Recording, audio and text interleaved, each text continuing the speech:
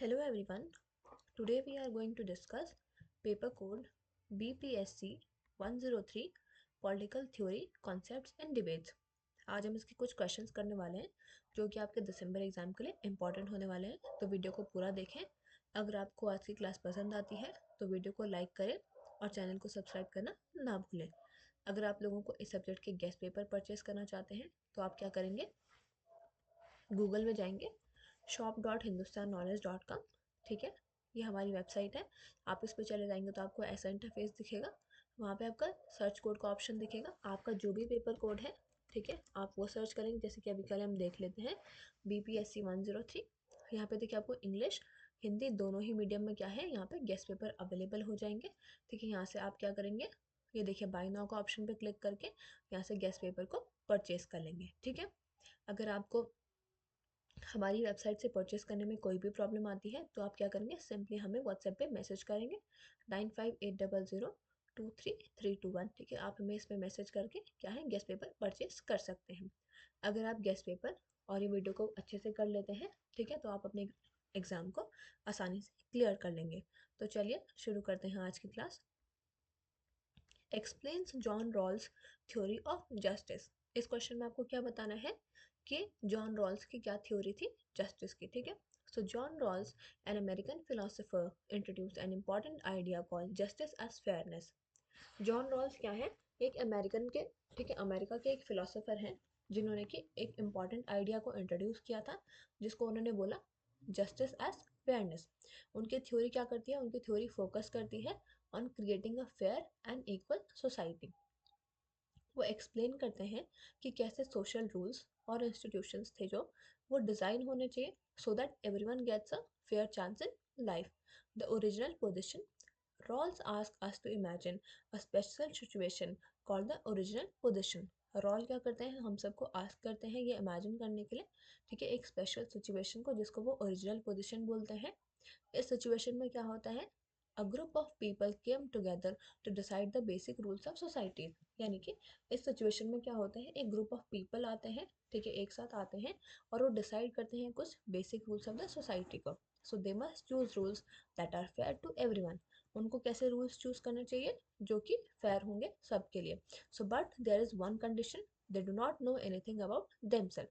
ठीक है, पर एक कंडीशन है कि वो क्या करेंगे, उनके बारे में कुछ नहीं जानेंगे। So they didn't know if they are rich और पुअर। यानी कि उन्हें लोगों के बारे में ये पता नहीं है कि लोग रिच हैं या फिर पुअर हैं, स्ट्रॉन्ग हैं या फिर वीक हैं, मेल है या फिर फीमेल है, और व्हाट रिलीजन और race they belong to. The wheel of ignorance. To make fair decisions, Rawls says that people should think behind a wheel of ignorance। यानी कि फेयर डिसीजंस बनाने के लिए क्या क्या है, रॉल बोलते हैं कि लोगों को क्या करना चाहिए, they should think behind a wheel of ignorance. So this wheel hides all personal details. तो जो ये आपका व्हील है ये हाइड करता है सारे पर्सनल डिटेल्स को। Because no one knows their future position in society, they will choose rules that protect everyone equally. क्योंकि क्या है, किसी को भी अपना फ्यूचर पोजीशन पता नहीं है सोसाइटी में, तो वो क्या करेंगे, वो ऐसे रूल्स को चूज करेंगे जो कि सबको इक्वली प्रोटेक्ट करेंगे।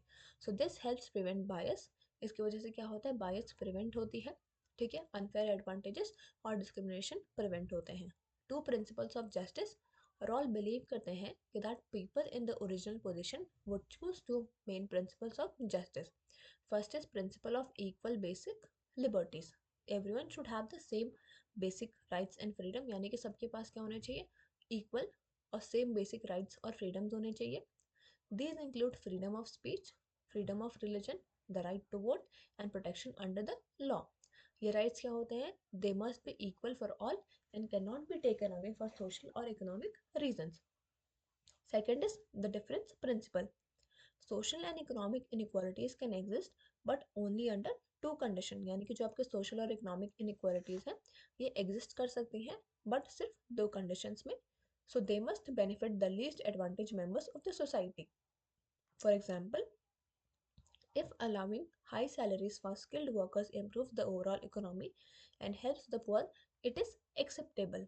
ठीक है, यानी कि ये क्या करना चाहिए, ये बेनिफिट करने चाहिए जो भी लीस्ट एडवांटेज मेंबर्स हैं सोसाइटी के। एग्जाम्पल के लिए मान लीजिए वो क्या करते हैं, हाई सैलरीज को अलाउ करते हैं स्किल्ड वर्कर्स के लिए, ताकि वो इम्प्रूव करें ओवरऑल इकोनॉमी को। उसकी वजह से क्या होंगे, जो पुअर पीपल हैं वो हेल्प हो, उनकी हेल्प होगी। तो ये क्या है, ये एक्सेप्टेबल है। Positions and opportunities must be open to everyone. ये बोलता है, इनका ये मतलब है कि जो जॉब्स हैं, एजुकेशन है और सोशल रोल्स हैं आपके, वो एक्सेसिबल होने चाहिए सबके लिए, based on the merit and ability, not wealth and background. Fair equality of opportunity. Rawls emphasize that everyone should have a real chance to improve their life. यानी कि ये बोलते हैं कि सबके पास क्या होना चाहिए, एक रियल चांस होना चाहिए ताकि वो अपनी लाइफ को इम्प्रूव कर सकें।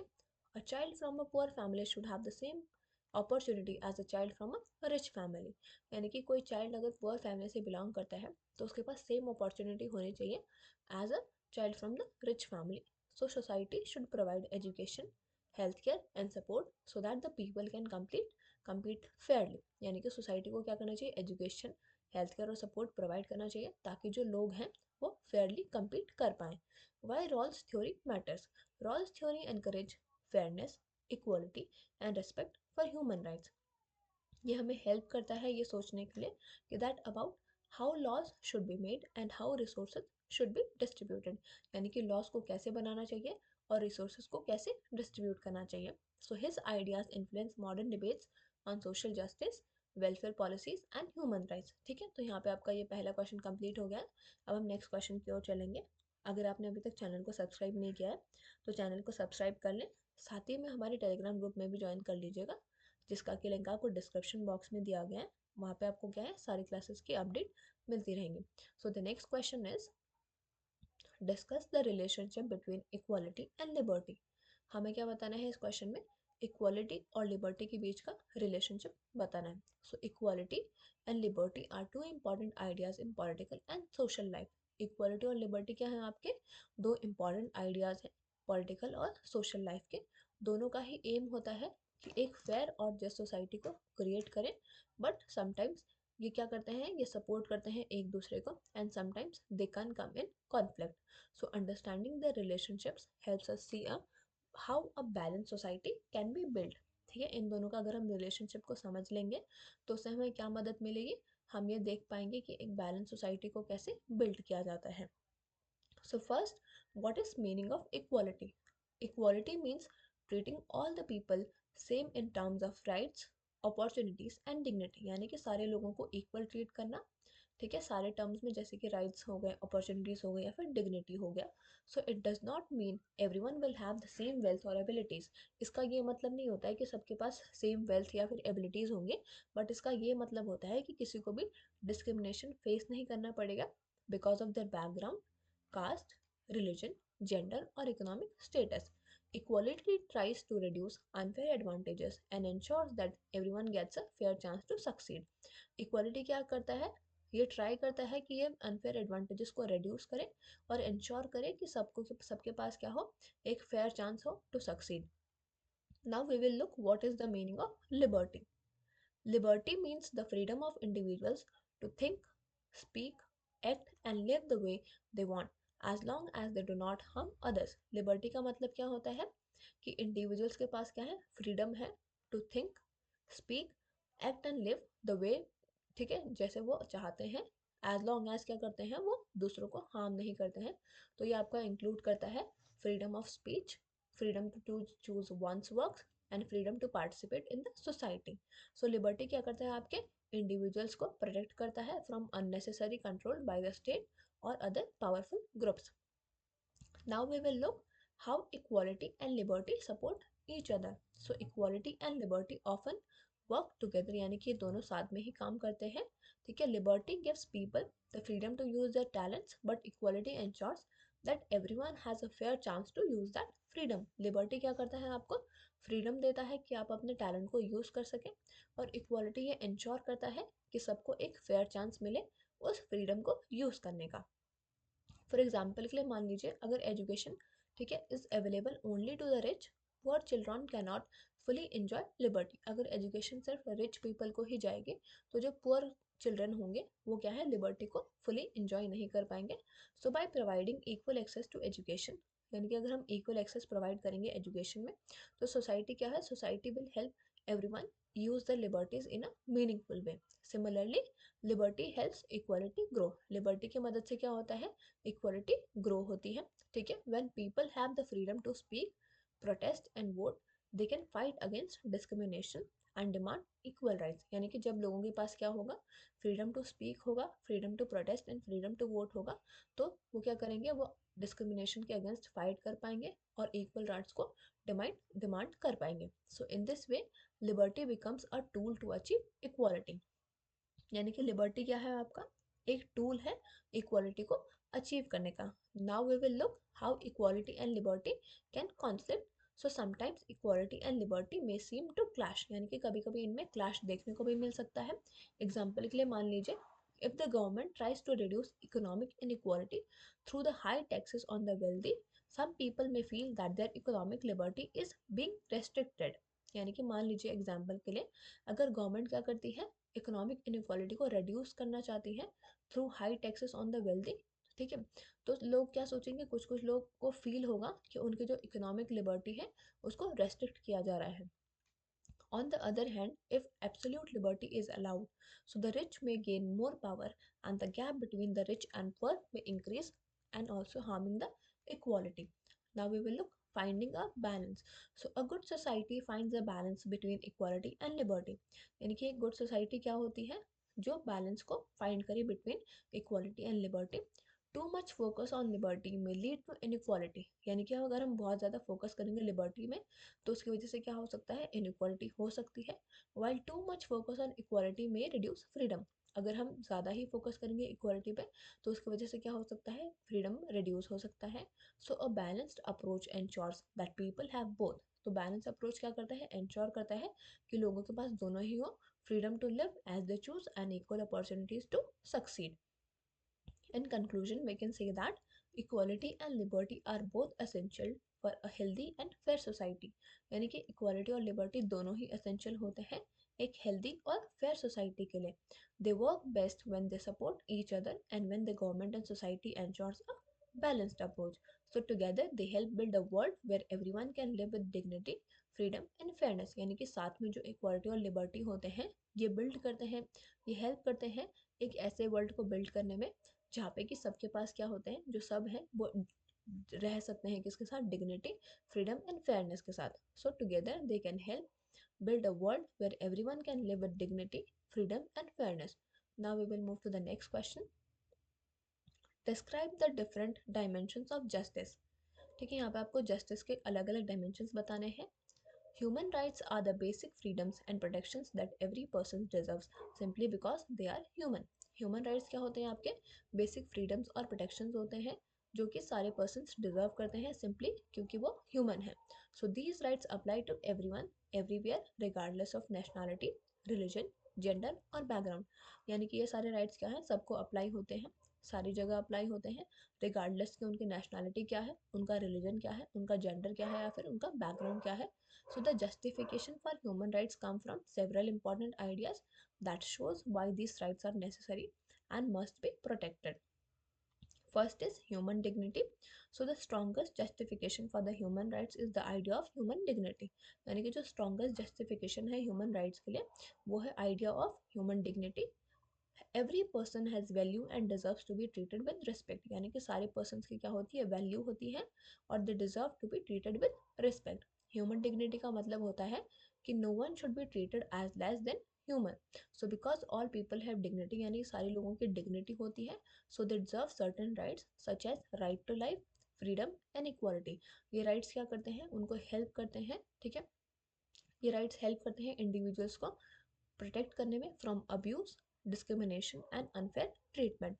Moral principles, human rights are also justified by basic moral principles।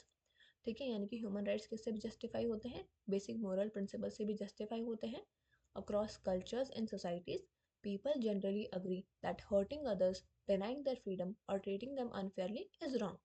यानी कि कल्चर्स के अक्रॉस हमें क्या देखने को मिलता है, या फिर सोसाइटीज़ के अक्रॉस हमें क्या देखने को मिलता है कि लोग हैं वो जनरली अग्री करते हैं कि अगर हम लोगों को हर्ट करेंगे या फिर उनके फ्रीडम को डिनाई करेंगे या फिर उनको अनफेयरली ट्रीट करेंगे तो वो क्या है, वो गलत होगा। So human rights reflect these shared moral values, ठीक है। They serve as a common standard for how people should treat each other, यानी कि ये कॉमन स्टैंडर्ड की तरह सर्व करते हैं कि लोगों को एक दूसरे को कैसे ट्रीट करना चाहिए। Even if culture differs, the basic idea of fairness and respect for others supports the need for human rights. Protection from abuse. History shows many examples of injustice such as slavery, war crimes and discrimination.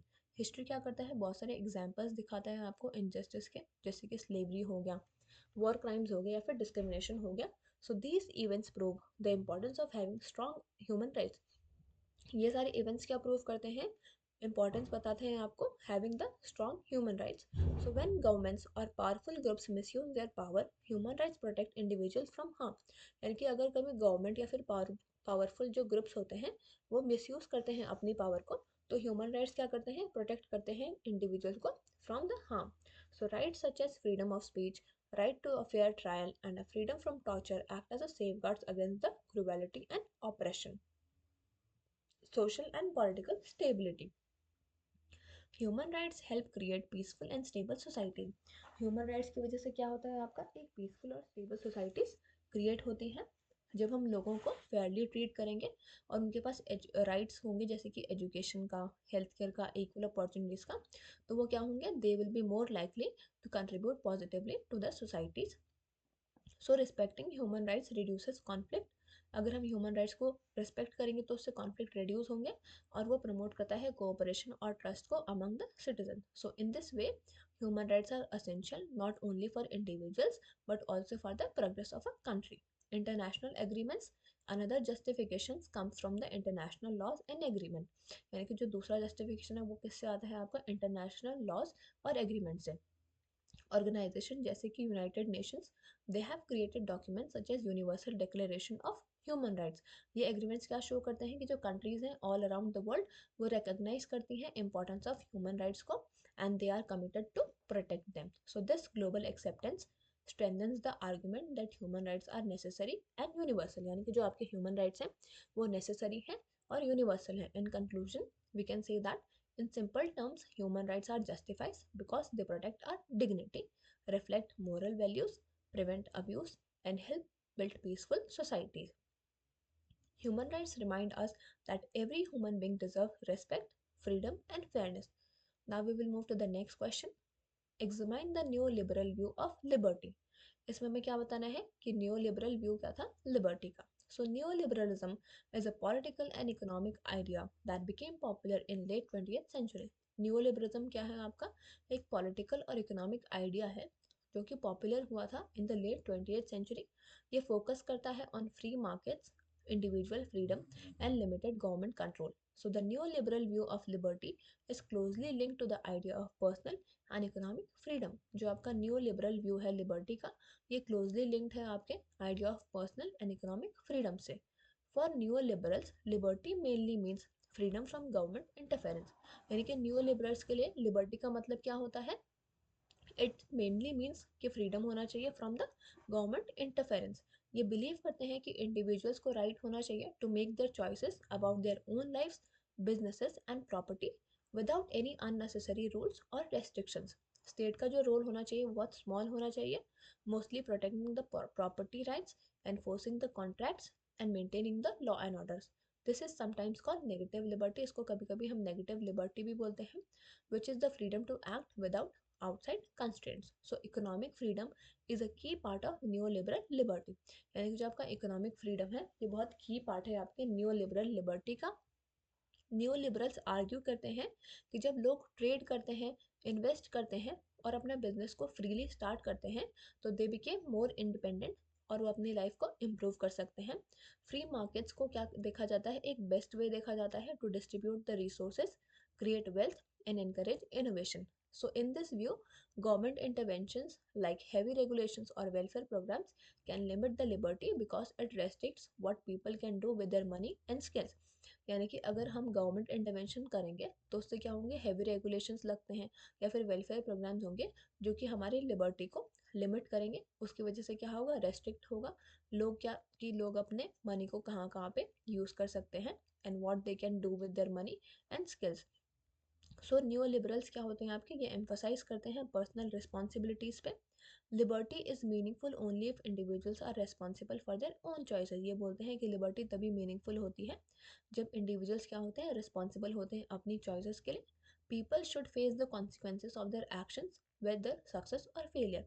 लोगों को क्या करना चाहिए, अपने actions के consequence को face करना चाहिए, चाहे वो सक्सेस हो या फिर फेलियर। तो ये आइडिया क्या करता है, एनकरेज करता है सेल्फ रिलायंस को और हमारी डिपेंडेंस को रिड्यूस करता है on the state. So critics, however, argue that neoliberal liberty focuses too much on individual freedom while ignoring the social inequalities। यानी कि जो इसके critics हैं ये आर्ग्यू करते हैं कि जो न्यू लिबरल लिबर्टी है ये बहुत ही ज़्यादा फोकस करता है इंडिविजुअल फ्रीडम पे और इग्नोर करता है सोशल इनइक्वालिटीज़ को। But in reality not every one has the same opportunity. In reality देखा जाए तो सबके पास क्या होती है, सेम अपॉर्चुनिटीज़ नहीं होती। एग्जाम्पल के लिए देखा जाए, जो पुअर और मार्जिनलाइज पीपल होते हैं उनके पास क्या होता है, they may not enjoy true liberty, क्योंकि उनके पास क्या होता है, रिसोर्सेज का लैक होता है और एजुकेशन की लैक होती है। क्रिटिक्स ये भी पॉइंट आउट करते हैं कि that free markets can sometimes increase inequalities, जो आपके फ्री मार्केट्स होते हैं वो इनइक्वालिटी को इंक्रीज कर सकते हैं and can limit the liberty of those who are less powerful. So in summary, we can say that the neoliberal view of liberty is about freedom from government interference, economic independence and personal responsibility. यानी कि जो new liberal view है liberty का, वो किसके बारे में है, about the freedom from government interference, economic independence and personal responsibility.